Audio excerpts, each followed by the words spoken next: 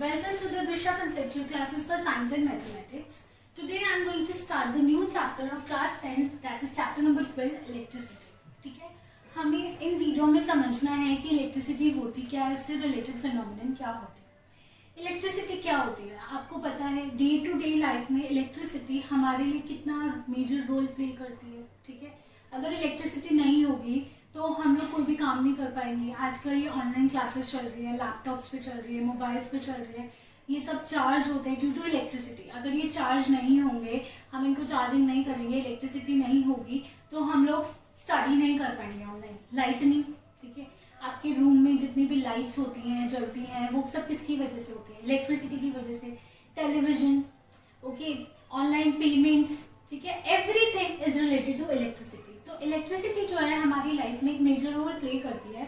If electricity would not be there then हमारा जो survival है वो बहुत मुश्किल हो जाएगा, क्योंकि हमारे जितनी भी एक्टिविटीज हैं, जितने भी गैजेट्स हैं, वो सब किससे चलते हैं, इलेक्ट्रिसिटी से चलते हैं।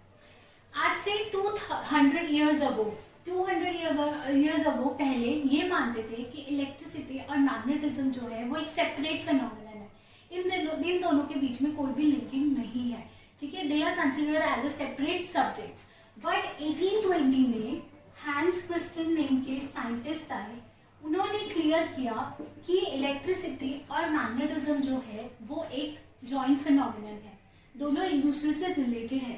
ठीक है, कैसे, जैसे अगर यहाँ पे एक करंट कैरिंग वायर है, ठीक है, इसको मैंने एक सर्किट से ज्वाइन कर दिया, ठीक है, इसमें से करंट फ्लो हो रहा है, this is current carrying wire A B, यहाँ से करंट जाएगा तो इसके चारों तरफ क्या प्रोड्यूस होगी, मैग्नेटिक फील्ड प्रोड्यूस होगी। ठीक है, अब हमें कैसे पता चलेगा मैग्नेटिक फील्ड प्रोड्यूस हुई है, we will take a compass. Compass क्या करता है, नॉर्थ साउथ की डायरेक्शन बताता है according to the earth magnetic north and south pole. आपको पता है अर्थ जो है वो खुद में एक बड़ा ह्यूज बार मैग्नेट है, क्योंकि अर्थ के जो कोर में है मोल्टन आयरन प्रेजेंट होता है, जिसकी वजह से अर्थ जो है मैग्नेटाइज्ड रहती है। तो हम नॉर्मल अगर हम कंपास रखेंगे तो it will show the north and south direction. ठीक है, लेकिन अगर इसके पास हम कोई मैग्नेटिक फील्ड लेकर आते हैं तो वो अर्थ की मैग्नेटिक फील्ड को रिस्पॉन्स नहीं करेगा, वो उसकी मैग्नेटिक फील्ड को रिस्पॉन्स करेगा। क्यों? क्योंकि अभी वो उसके बहुत पास है, उसका मैग्नेटिक इफेक्ट फोर्स और मैग्नेटिक इफेक्ट ऑफ फोर्स बहुत ज्यादा है as compare to earth magnetic field. तो यहाँ पर हमने क्या किया, यहाँ पे हम लोग मैग्नेटिक कंपास को लेकर आए। मैग्नेटिक कंपास की normal deflection is showing north and south, but when we bring it to this current carrying conductor, जब हम करंट कैरिंग कंडक्टर या करंट कैरिंग वायर के पास लेके आ रहे हैं तो ये अपनी डायरेक्शन चेंज कर रहा है। इट मींस इसके चारों तरफ क्या जनरेट हुई है, मैग्नेटिक फील्ड जनरेट हुई है। उस मैग्नेटिक फील्ड का खुद का एक नॉर्थ और साउथ पोल होगा, वो नॉर्थ एंड साउथ पोल ये वाला कंपास शो करेगा। ठीक है, अगर आप करंट स्विच ऑफ कर दोगे तो ये वापस अपने आप को नॉर्मल नॉर्थ और साउथ पोल, अर्थ के नॉर्थ और साउथ पोल के अकॉर्डिंग अपने आप को अलाइन कर लेगा। लेकिन फिर से आप स्विच ऑन कर रहे हो, it will show it's deflection. आप करंट बैटरी को उल्टा कर दो, बैटरी को उल्टा करने से क्या होगा, current will start from this direction, इसकी जो डायरेक्शन है वो चेंज हो जाएगी। ठीक है, इसकी रिफ्लेक्शन अगर वो इस साइड आ रही थी वो इस साइड आने लगेगी।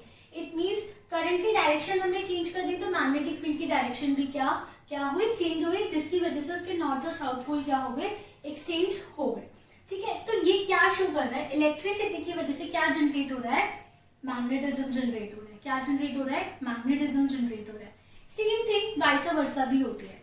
जनरेटर्स में क्या होता है, आप इलेक्ट्रिसिटी प्रोड्यूस करते हो, कैसे आप प्रोड्यूस करते हो, उस पर बार मैग्नेट्स रखे होते हैं और वहां पे हम कॉइल रखते हैं, उस कॉइल को रोटेट कराते हैं। Coil is nothing but it is a square shape coil, ठीक है, जो कंडक्टिंग वायर्स की बनी है जिससे करंट फ्लो हो सकता है। इस वायर को हम मैग्नेट्स के बीच में रोटेट कराते हैं। रोटेशन कराने की वजह से हम खुद रोटेट करा रहे हैं, we are giving mechanical energy, और वो बार मैग्नेट के बीच में जब रोटेट करती है तो उसके अंदर इलेक्ट्रिसिटी इंड्यूस हो जाती है, इलेक्ट्रिसिटी प्रोड्यूस हो जाती है। तो मैग्नेटिज्म की वजह से क्या प्रोड्यूस हो रहा है, इलेक्ट्रिसिटी। ये दोनों चीजें जो है हमें डिटेल में नेक्स्ट चैप्टर मैग्नेटिज्म में पढ़ना है, लेकिन यहाँ पे हम इलेक्ट्रिसिटी स्टार्ट कर रहे हैं तो इलेक्ट्रिसिटी को समझने के लिए थोड़ी सी इंट्रोडक्शन जरूरी है।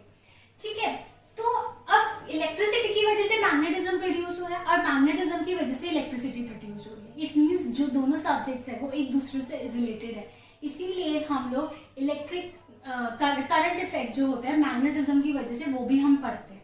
इलेक्ट्रिक करंट का जो मैग्नेटिक इफेक्ट होता है वो भी हमें स्टडी करना होता है। अब यहाँ पे क्या जनरेट हो, इलेक्ट्रिसिटी की वजह से मैग्नेटिक फोर्स जनरेट हो रहा है, तो इसको हम क्या बोलते हैं, इलेक्ट्रोमैग्नेटिक फोर्स। क्या बोल रहे हैं, इलेक्ट्रोमैग्नेटिक फोर्स। ये फोर्स बहुत स्ट्रॉन्ग होता है, ठीक है, यूनिवर्स में this force is very strong. Okay, this is all about electromagnetic force.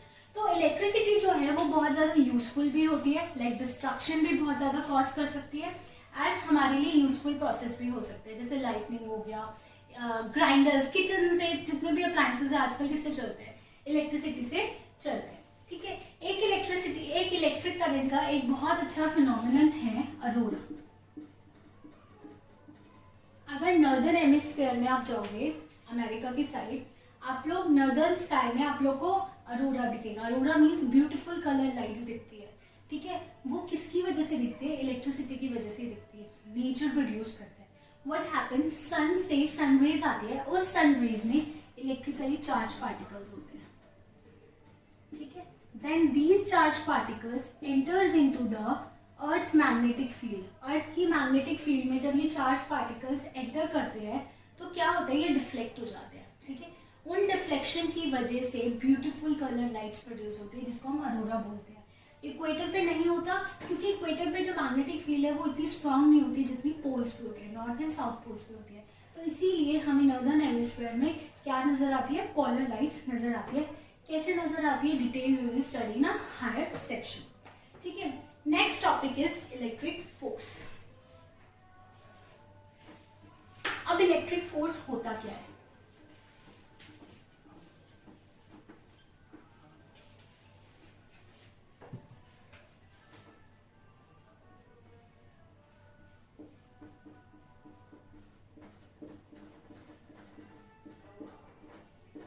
This force is the strongest force in the universe. जो ग्रेविटेशनल फोर्स है उससे भी बहुत ज्यादा स्ट्रॉन्ग होता है इलेक्ट्रिक फोर्स।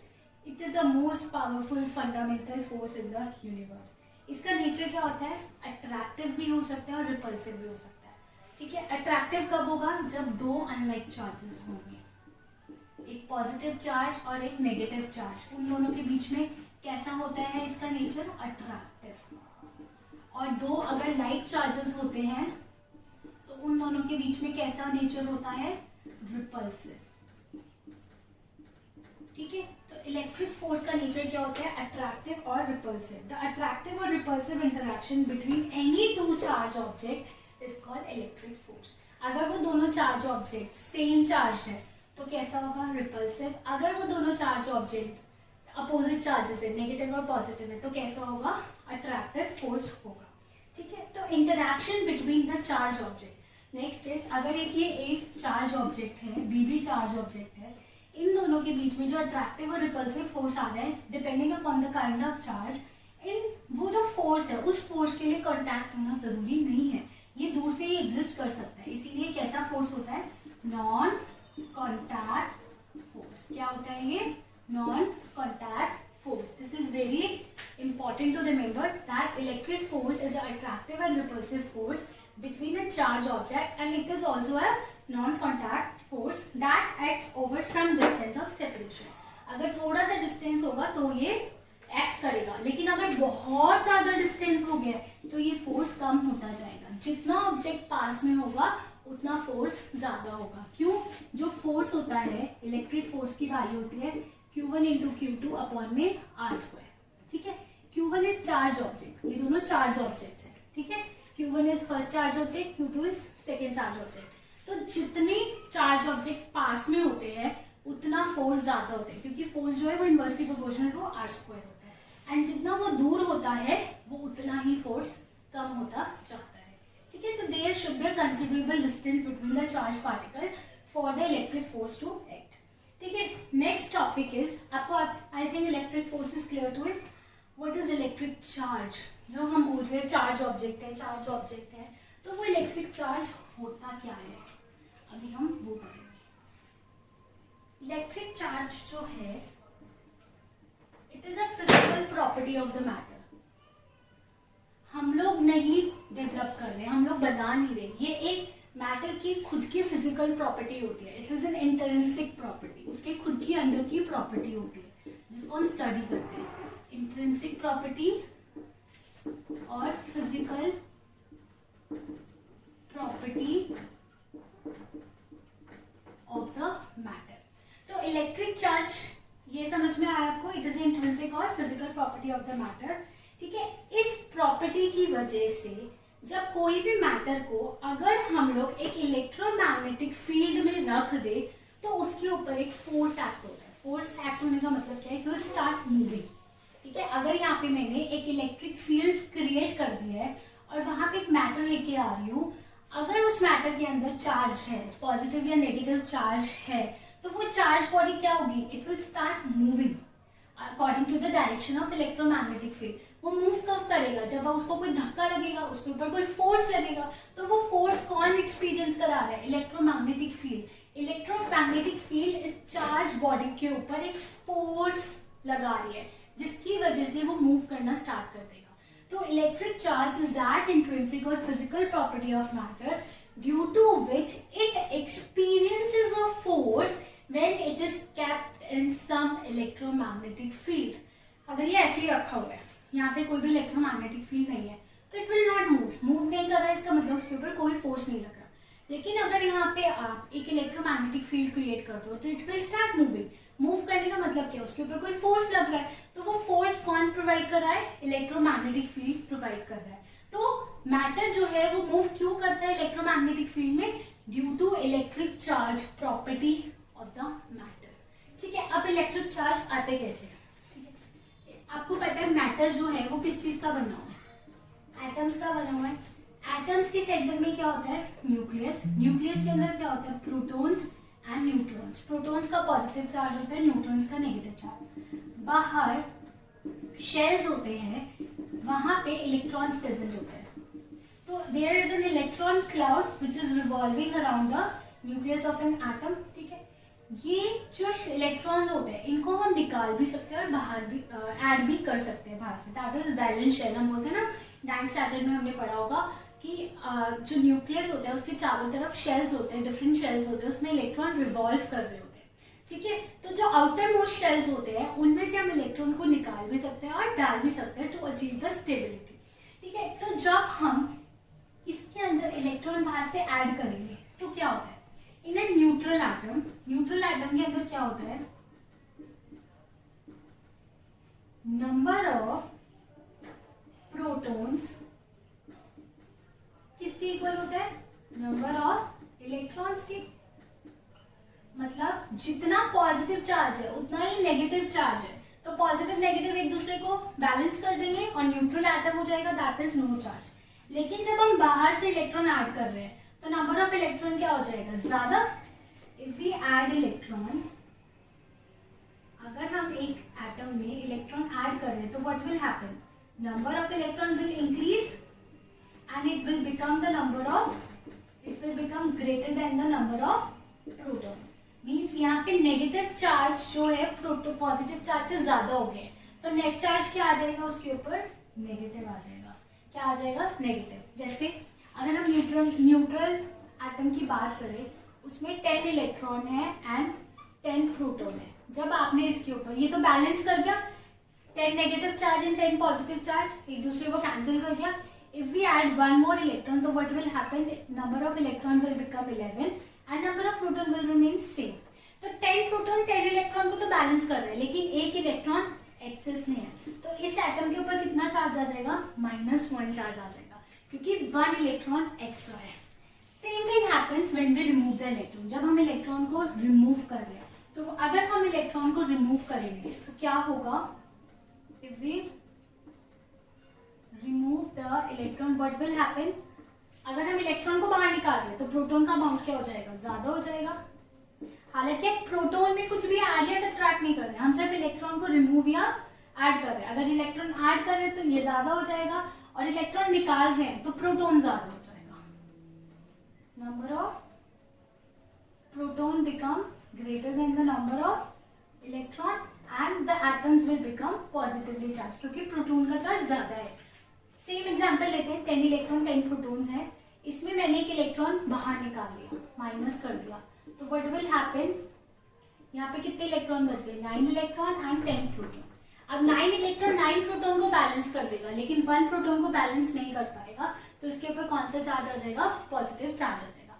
तो इस तरह से जो एटम होते हैं वो चार्ज हो जाते हैं, ठीक है। अब नेक्स्ट क्वेश्चन अराइज होता है, हम इलेक्ट्रॉन को ही नेगेटिव क्यों बोलते हैं, प्रोटॉन को ही पॉजिटिव क्यों बोलते हैं? इसके पीछे कोई लॉजिक नहीं है, it's just a choice which is made bye Benjamin Franklin. Benjamin Franklin ने इनका नाम रख दिया था कि जो इलेक्ट्रॉन्स होते हैं वो नेगेटिव चार्ज होते हैं और जो प्रोटॉन्स होते हैं वो पॉजिटिव चार्ज होते हैं। लाइक मेरा नाम दिव्या है, तो मेरे पेरेंट्स ने रखा है, कोई चॉइस नहीं थी कि दिव्या का मीनिंग ये है, दिव्या के पीछे लॉजिक ये है, इसके कैरेक्टरिस्टिक कैसे है, इसलिए हम ऐसे नाम रखे हैं। No, it's just a choice which is made by the Benjamin Franklin. Benjamin Franklin ने शुरू से इलेक्ट्रॉन को नेगेटिवली चार्ज बोला और प्रोटॉन्स को पॉजिटिवली चार्ज बोला, इसीलिए इनका नाम नेगेटिव एंड पॉजिटिव चार्ज रख दिया गया। नेक्स्ट इज, अब हमें पता है न्यूक्लियस के अंदर क्या होता है, प्रोटॉन्स एंड न्यूट्रॉन्स होते हैं। And as we know, protons के बीच में कौन सा चार्ज होता है, कौन सा चार्ज होता है, दोनों का पॉजिटिव चार्ज, और दोनों के बीच में कौन सा फोर्स होता है, रिपल्सिव फोर्स।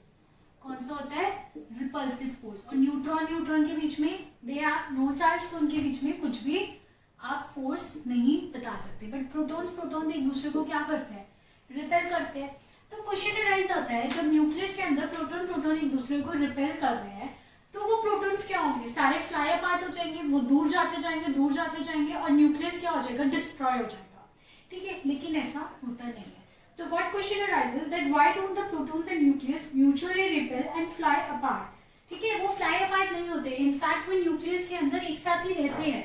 तो वो न्यूक्लियस को क्या चीज है जो होल्ड करके रखती है, ठीक है। न्यूक्लियस के अंदर ऐसा क्या चीज है जो प्रोटॉन्स और न्यूट्रॉन्स को होल्ड करके रखता है? तो इसका आंसर आता है न्यूक्लियर फोर्स से। किससे आता है, न्यूक्लियर फोर्स से। अब न्यूक्लियर फोर्स क्या होता है, हम ये स्टडी करते हैं। You know, protons and neutrons को हम क्या बोलते हैं, nucleons. What we call it is nucleons, हम इनको न्यूक्लियॉन्स बोलते हैं। Why we call them nucleons? Because they are present in the nucleus. Nucleus के पार्ट है, इसीलिए हम इन्हें न्यूक्लियॉन्स बोलते हैं। न्यूक्लियॉन्स के बीच में ये न्यूक्लियर फोर्स एग्जिस्ट करता है। न्यूक्लियर फोर्स का नेचर होता है अट्रैक्टिव, ठीक है। एंड न्यूक्लियर फोर्स जो है, it is the strongest force in the universe.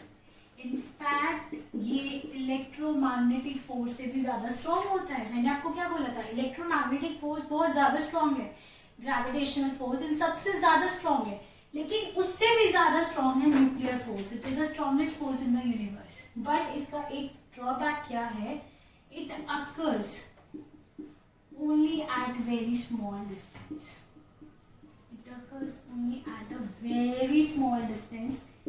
उतना स्मॉल डिस्टेंस कहाँ पे पॉसिबल है, न्यूक्लियस के अंदर। न्यूक्लियस के भी अंदर जितना ये डिस्टेंसेस है, न्यूक्लियस का जितना रेडियस है, उसी में न्यूक्लियर फोर्स एग्जिस्ट कर सकते हैं। उसके बाहर डिस्टेंस इंक्रीज हो जाता है, उतने लार्ज डिस्टेंस पे न्यूक्लियर फोर्स एग्जिस्ट नहीं करता। तो न्यूक्लियर फोर्स किसके बीच में एग्जिस्ट करता है, protons, neutrons, neutrons and protons and neutrons, इन सब के बीच में एग्जिस्ट करता है। बेसिकली न्यूक्लियॉन्स के बीच में न्यूक्लियर फोर्स एग्जिस्ट करता है। तो ये इन दोनों के बीच में, इनके सबके बीच में एग्जिस्ट करता है। तो ये न्यूक्लियर फोर्स उस इलेक्ट्रिक रिपल्सिव फोर्स को क्या करता है, ओवर पावर करता है और पूरी न्यूक्लियस को एक साथ पैक करके होल्ड करके रखता है। तो this is all about the nuclear force, ठीक है। Next is electricity. हम इलेक्ट्रिसिटी पढ़ रहे हैं। इलेक्ट्रिसिटी जो है वो 2 टाइप्स की होती है, static electricity and current electricity. Static electricity के बारे में हमें ज्यादा डिटेल नहीं पढ़नी, हमारा पूरा चैप्टर जो है वो करंट इलेक्ट्रिसिटी के बारे में है। पर थोड़ा सा हम आइडिया ले लेते हैं कि स्टैटिक इलेक्ट्रिसिटी होती क्या है। स्टैटिक इलेक्ट्रिसिटी का मतलब होता है when the charges are at rest. जब चार्जेस रेस्ट पे होते हैं उस टाइम पे जो इलेक्ट्रिसिटी कंडक्ट होती है उसको हम लोग क्या बोलते हैं, static electricity. Static means rest, ठीक है। आपने कभी नोटिस किया होगा या गेम प्ले किया होगा, आप जब आप कॉम है, ठीक है, प्लास्टिक रूलर ले लो या कॉम ले लो और पेपर्स, बिट्स ऑफ पेपर ले लो, आप उसको बिट्स ऑफ पेपर को, प्लास्टिक कॉम को या रूलर को आप बिट्स ऑफ पेपर के ऊपर रखते हो तो वो कुछ अट्रैक्ट नहीं करते। लेकिन when you rub it with hair, dry hair specially, आप रब करते हो और फिर बिट्स ऑफ पेपर के पास लेके आते हो तो बिट्स ऑफ पेपर जो होते हैं वो प्लास्टिक रूलर या कॉम से अट्रैक्ट हो जाते हैं, उस पर आके चिपक जाते हैं। तो ऐसा क्यों होता है? उसके अंदर कुछ चेंजेस हुए रबिंग करते हुए।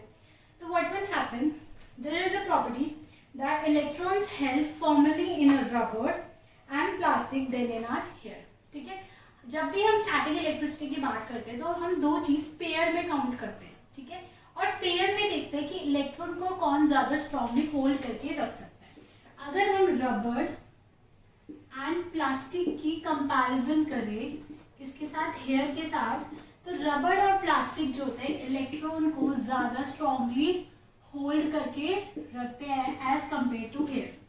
तो जब आप इसको रब करते हो तो व्हाट विल हैपन, ये इससे ज्यादा स्ट्रांगली इलेक्ट्रॉन को पकड़ के बैठा हुआ है तो ये अपने इलेक्ट्रॉन नहीं छोड़ेगा, इसको इलेक्ट्रॉन अपने छोड़ने पड़ेंगे। तो ड्यू टू फ्रिक्शन इलेक्ट्रॉन्स जो है हेयर से निकल के यहाँ पर आ जाते हैं। अब एक्स्ट्रा इलेक्ट्रॉन्स यहाँ पे आ गए तो रबर और प्लास्टिक किस चीज का बन गया है? रबर और प्लास्टिक के ऊपर कौन सा चार्ज आ गया है? नेगेटिव चार्ज आ गया है। कौन सा चार्ज आ गया है? नेगेटिव चार्ज आ गया। इट्स लाइक दिस, इसके ऊपर एक्सेस इलेक्ट्रॉन हो गए, नेगेटिव चार्ज हो गए।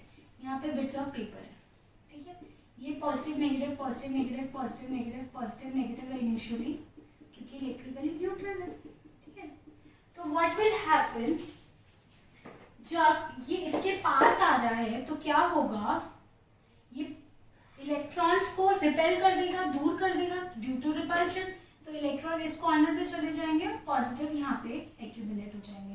तो this corner will become positively charge and this corner will become negative charge. क्यों?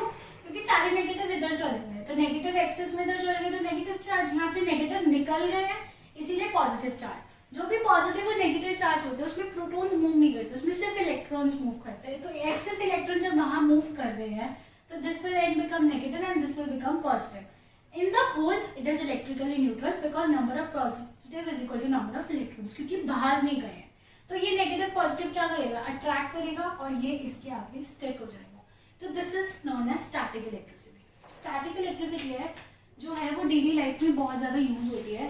जैसे फोटोकॉपियर, जो आप फोटोकॉपी करते हो उसके अंदर भी स्टैटिक इलेक्ट्रिसिटी का कंसेप्ट यूज होता है। क्या होता है? We will study in higher classes. Inkjet printers, inkjet printers में भी यूज होता है ये। फ्लाई ऐश प्रेसिपिटेटर्स, जब चिमनी से, बड़ी बड़ी इंडस्ट्री में चिमनी से स्मोक निकलता है तो उस स्मोक को आयनाइज करते हैं और फिर हम लोग स्टैटिक इलेक्ट्रिसिटी से उसको अट्रैक्ट करके नीचे सेटल डाउन कराते हैं, which is known as fly ash precipitator. तो these are the applications for static electricity. ठीक है, ये स्टैटिक इलेक्ट्रिसिटी की क्या है? सम एप्लीकेशंस है। ठीक है, तो इतना ही हमें पढ़ना है, ज्यादा इसमें नहीं पढ़ना। मोर एग्जांपल आप स्टैटिक इलेक्ट्रिसिटी का देख सकते हो। जब आप कार में जा रहे हो तो आप कार से उतरते हो और एकदम कार के हैंडल को टच करते हो, यू विल फील करंट। और when you are coming from car और आपने अपने डोर के हैंडल को टच किया, you will feel current if it is made up of metal. ठीक है, जो कार का जो हैंडल होता है वो भी किस चीज का बना होता है? मेटल का। तो व्हाट विल हैपन, जब आप बैठे हो कार में तो आप मूव कर रहे हो अगेंस्ट द सीट, तो उसकी वजह से रबिंग हो रही है एंड इलेक्ट्रॉन्स का ट्रांसफर हो रहा है। ठीक है, between your clothes, your body and the leather of the seat और द सीट, जिसकी वजह से आपकी बॉडी जो है वो इलेक्ट्रिकली चार्ज हो रही है, डिपेंडिंग पॉजिटिव और नेगेटिव, डिपेंडिंग कि आपने इलेक्ट्रॉन गेन किया है या लूज किया है। When you touch a metal, जब आप मेटल को टच कर रहे हो, metal are the good conductor of electricity, जब आप मेटल को टच कर रहे हो, आप ग्राउंड पे भी खड़े हो, तो आपका सर्किट क्या हो रहा है? पूरा कंप्लीट हो रहा है। आपका इलेक्ट्रॉन्स का फ्लो क्या हो रहा है? पूरा कंप्लीट हो रहा है। तो charge will flow through your body to the metal conductor to the ground and you will feel current. ठीक है, तो this is due to the static electricity. Okay, जब आप विंटर्स में आप अपने वो स्वेटर्स रिमूव करते हो, you will hear a cracking sound. This is also due to the static electricity. जब आप स्वेटर को रिमूव करते हो तो there is a rubbing between your clothes and your body and the sweater, जिसकी वजह से इलेक्ट्रॉन ट्रांसफर होता है and you will feel current. ठीक है, तो this is some phenomenon of daily life which is used in, which is can be explained by the phenomenon of static electricity. Now we are going to start discussion about the current electricity, which is all about our chapter. जो हमारा chapter किसके बारे में है, ultimately हमें current electricity के बारे में पढ़ना है इन 10th स्टैंडर्ड. आप सब कुछ डिटेल में पढ़ेंगे इन द 11th स्टैंडर्ड. ठीक है. करंट इलेक्ट्रिसिटी, करंट का मतलब क्या होता है? फ्लो करना. करंट का मतलब क्या होता है? To flow. आप लोगों ने एयर करंट के बारे में सुना होगा. एयर करंट का मतलब क्या होता है? जब विंड फ्लो करती है तो उसको हम क्या बोलते हैं? Air current. आप लोगों ने वाटर करंट सुना होगा. जब वाटर फ्लो करता है तो उसको हम क्या बोलते हैं? Water current. तो इलेक्ट्रिसिटी क्या होती है? करंट इलेक्ट्रिसिटी क्या होती है? जब इलेक्ट्रॉन्स फ्लो करते हैं तो हम उसे क्या बोलते हैं? Current electricity. ओके. तो current electricity is a process in which electrons flow in a closed complete circuit. ठीक है. एक complete closed circuit होता है, उसी के अंदर इलेक्ट्रॉन फ्लो कर सकता है, उसको हम करंट इलेक्ट्रिसिटी बोलते हैं. जैसे क्लोज्ड पाथ में बनाती हूँ. This is battery. ठीक है. यहाँ पे मैंने एक स्विच बना दिया. ठीक है. यहाँ पे मैंने बल्ब कनेक्ट किया and these are conducting wires. इन सबको मैंने किससे कनेक्ट किया? कंडक्टिंग वायर से. अब इसमें से करंट फ्लो होगा? नो, क्योंकि द सर्किट इज ब्रोकन. अभी सर्किट जो है वो क्लोज्ड नहीं है. ठीक है. करंट इलेक्ट्रिसिटी के लिए हमें चाहिए क्या? चाहिए क्लोज्ड पाथ चाहिए, क्लोज्ड कंडक्टिंग पाथ चाहिए. ठीक है. तो हम लोग क्या करेंगे? ये जो स्विच है इसको हम कनेक्ट कर देंगे. तो अब ये क्या बन गया? क्लोज्ड पाथ बन गया, कहीं से भी ब्रेक नहीं है. तो current will start flowing from here, positive to the negative normal. It will go towards the bulb and bulb will start glowing. ठीक है. तो this पूरे चीज को हम क्या बोलते हैं? Electric circuit. क्या बोलते हैं? Electric circuit. तो इलेक्ट्रिक सर्किट क्या है? It is a closed continuous path through which electrons can flow. ठीक है. तो हम क्या वर्ड यूज कर रहे हैं? क्लोज्ड कॉन्टिन्यूअस, मतलब कहीं से ब्रेक नहीं है. पाथ, रास्ता, जिसके थ्रू इलेक्ट्रॉन इजीली फ्लो कर सकते हैं, उसको हम क्या बोलते हैं? करंट इलेक्ट्रिसिटी बोलते हैं. अब नेक्स्ट, वाटर एयर करंट होता है. एयर करंट कैसे फ्लो करता है? High pressure towards the low pressure. जब एक जगह पे प्रेशर ज्यादा होता है तो वहां से एयर निकल के कहाँ आती है? जहाँ पे प्रेशर लो होता है तो विंड फ्लो होती है. Same thing happens in a water. अगर आप देखो, एक आप हॉरिजॉन्टल ट्यूब ले लो, इसके अंदर आपने वाटर फिल कर रखा है. Will it flow? Will it go from this end to this end? No, it will not go, क्योंकि सब जगह प्रेशर क्या है? इक्वल है. It will not move. Now अगर मैं इसको यहाँ पे ऐसे कनेक्ट कर दूं वर्टिकल ट्यूब से, ठीक है, एंड यहाँ पे नहीं है, तो यहाँ से पानी जो है वो फ्लो करना स्टार्ट कर देगा. क्यों? क्योंकि यहाँ पे प्रेशर क्या है? ज्यादा है. देखो, अर्लियर व्हाट हैपेंड, प्रेशर जो था हर पॉइंट पे इक्वल था, कहीं पे एडिशनल नहीं था. जितना प्रेशर ऊपर से इसके ऊपर अप्लाई हो रहा है उतना यहाँ पे अप्लाई हो रहा है, तो कोई भी प्रेशर डिफरेंस नहीं है. लेकिन जब आप इसको ऐसे कनेक्ट कर दो, तो अगर हम इस वाले एरिया को देखें, इसके ऊपर ये एक्स्ट्रा वाटर प्रेजेंट है. ये एक्स्ट्रा वाटर इसके ऊपर क्या कर रहा है? दबाव क्रिएट कर रहा है, जिसकी वजह से यहाँ पे प्रेशर कौन सा क्रिएट हो रहा है? हाई प्रेशर क्रिएट हो रहा है, एक्स्ट्रा प्रेशर क्रिएट हो रहा है. बट यहाँ पे ये वाला वाटर एक्स्ट्रा नहीं है, तो इसके ऊपर कोई एक्स्ट्रा दबाव क्रिएट नहीं हो रहा. मतलब कहने का मतलब क्या है? यहाँ पे ज्यादा दबाव है, यहाँ पे कम दबाव है. तो this region will be high pressure, this region will be of a low pressure. तो water will start flowing from high pressure towards the low pressure. ठीक है. तो मतलब कुछ ना कुछ डिफरेंस होना जरूरी है. एयर के लिए भी प्रेशर डिफरेंस होना जरूरी था, वाटर के लिए भी प्रेशर डिफरेंस होना चाहिए. तो मतलब इलेक्ट्रॉन्स के लिए भी कुछ प्रेशर डिफरेंस होना चाहिए. बट इलेक्ट्रॉन्स के लिए प्रेशर डिफरेंस नहीं होता. क्या डिफरेंस होता है? पोटेंशियल डिफरेंस होता है. क्या होता है? पोटेंशियल डिफरेंस होता है. पोटेंशियल डिफरेंस जो है, ठीक है, ये कौन क्रिएट करता है? सेल या बैटरी. ठीक है. बैटरी क्या होती है? कॉम्बिनेशन ऑफ 1 2 2 और मोर सेल्स को क्या बोलते हैं, बैटरी। जब सिंगल होते हैं तो सेल बोलते हैं, जब दो या दो से ज्यादा सेल कनेक्ट कर देते हैं तो उसको हम क्या बोलते हैं, battery. Combination of combination of two, at least 2 चाहिए, और मोर सेल्स। तो ये क्या करते हैं, जब हम सेल और बैटरी को कंडक्टिंग वायर के एंड्स में लगाते हैं तो वो एक पोटेंशियल डिफरेंस क्रिएट करता है, ठीक है। एक जगह हाई एनर्जी क्रिएट करता है, एक जगह लो एनर्जी क्रिएट करता है, जिसकी वजह से इलेक्ट्रॉन जो है वो फ्लो करना स्टार्ट कर देते हैं, ठीक है। तो this is all about current electricity. Now अब हमने पढ़ा था दैट इलेक्ट्रिक करंट और current electricity is the flow of electron. जब इलेक्ट्रॉन फ्लो करते हैं तब हम कहते हैं कि करंट इलेक्ट्रिसिटी है, इलेक्ट्रिक करंट आ रहा है। अब इलेक्ट्रॉन्स क्या है, इलेक्ट्रॉन्स आर बेसिकली चार्जेस। तो इलेक्ट्रिक करंट को हम क्या कह सकते हैं कि जब चार्जेस फ्लो करते हैं तब क्या है, तब क्या हो रहा है, इलेक्ट्रिक करंट फ्लो हो रहा है। तो अगर हम एक ये वायर ले रहे हैं, ठीक है, इस वायर का हम एक ये एरिया ले रहे हैं, सिर्फ इतना एरिया कंसिडर कर रहे हैं। इस एरिया से 1 सेकेंड में कितने इलेक्ट्रॉन पास हो रहे हैं उसको हम क्या बोलेंगे, इलेक्ट्रिक करंट। क्या बोलेंगे, इलेक्ट्रिक करंट। तो now we see the definition, it is expressed by the amount of charge, कितना चार्ज फ्लो हो रहा है एक पर्टिकुलर एरिया से कितने टाइम में, यूनिट टाइम में, ठीक है। यूनिट मतलब 1 टाइम में। 1 टाइम की टाइम के यूनिट्स क्या लेते हैं हम, सेकेंड। तो यहाँ पे क्या होगा, 1 सेकेंड। तो 1 सेकेंड में 1 पर्टिकुलर एरिया मतलब कोई भी हम एक एरिया कंसिडर करेंगे, इस एरिया से कितना अमाउंट ऑफ चार्ज फ्लो हो रहा है, कितना चार्ज वहां से पास हो रहा है, उसको हम क्या बोलते हैं, इलेक्ट्रिक करंट। तो इलेक्ट्रिक करंट क्या हो जाएगा, I is equal to, electric current को हम किससे रिप्रेजेंट करते हैं, I से। It is represented by letter I।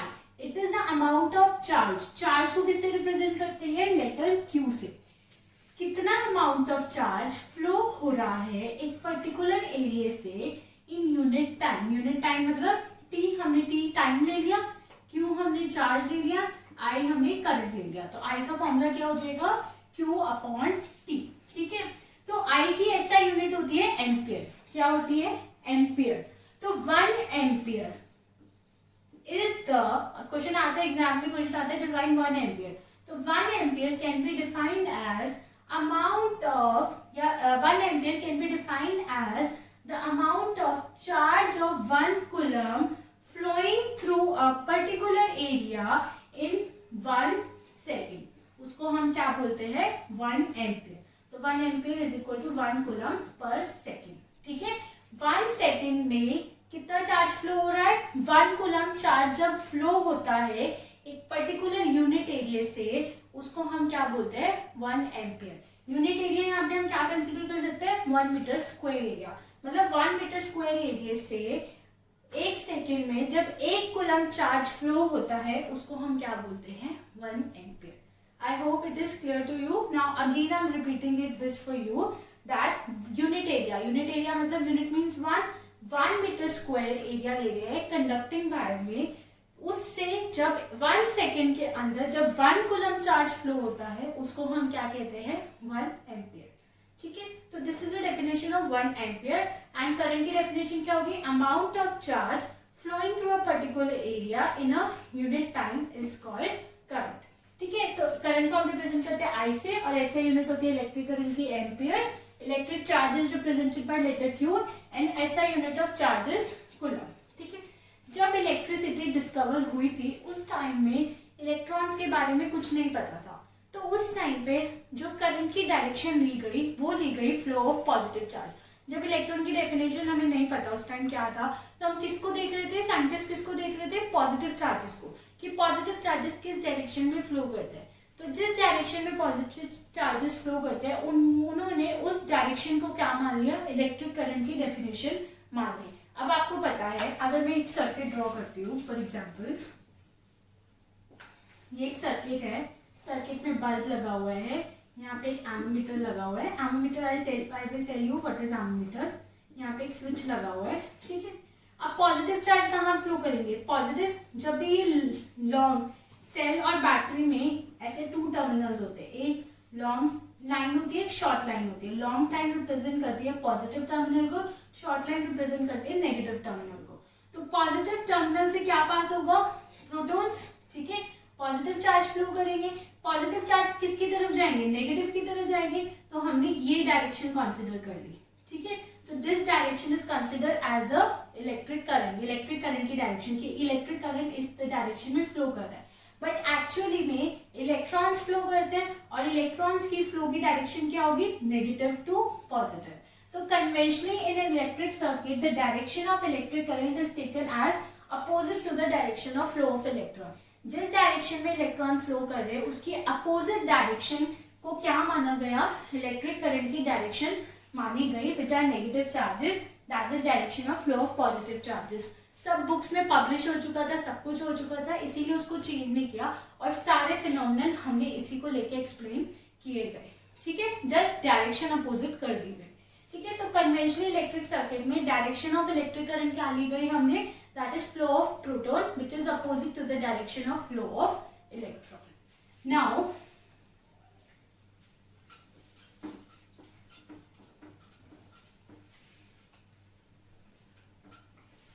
हमने बोला I इज इक्वल टू क्या होता है, Q बाय टी, मतलब 1 कूलम चार्ज जब 1 सेकेंड में फ्लो कर रहे हैं उसको हमने 1 एम्पियर बोला।